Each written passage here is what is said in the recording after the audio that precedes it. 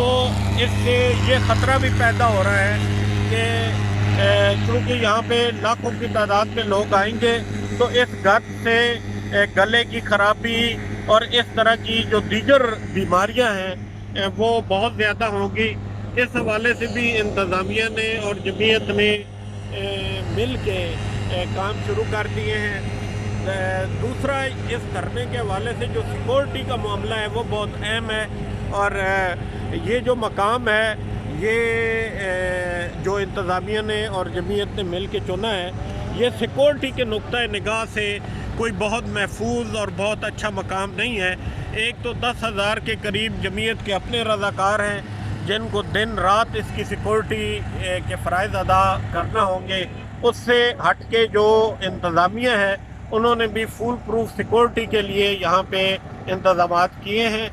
اب ہم یہاں پہ دیکھ رہے ہیں کہ اسلام آباد جو جمعیت کے لوگ ہیں وہ یہاں پہ پہنچ گئے ہیں، یہاں پہ کیمپ لگائے جا رہے ہیں، لیکن ابھی بھی انتظامات کی شکل یہ دکھائی نہیں دے رہی کہ مولانا صاحب اگر کل پہنچ جائیں تو یہاں پہ مکمل تیاری ہو۔ مولانا صاحب لاہور کے جلسے کے بعد اسلام آباد کے لیے روانہ ہو گئے ہیں۔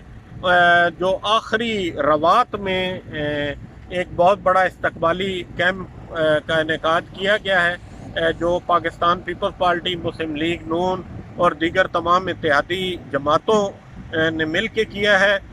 روات ٹی چوک سے یہ قافلہ راولپنڈی کچہری کی طرف جائے گا اور راولپنڈی کچہری سے ہوتا ہوا یہ قافلہ اس مقام پہ پہنچے، کشمیر ہائی وے پہ آئے گا اور پھر اس مقام تک پہنچے گا۔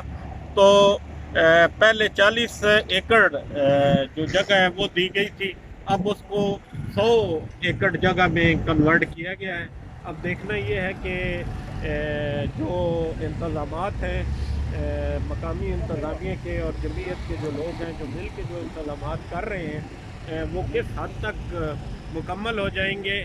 31 تاریخ کو کہا جا رہا ہے کہ مولانا صاحب یہاں پہنچ جائیں گے، لیکن انتظامات اور دیگر چیزوں کو دیکھ کے اندازہ ہو رہا ہے کہ شاید مولانا فضل الرحمان 1 نومبر کو یہاں پہ پہنچیں۔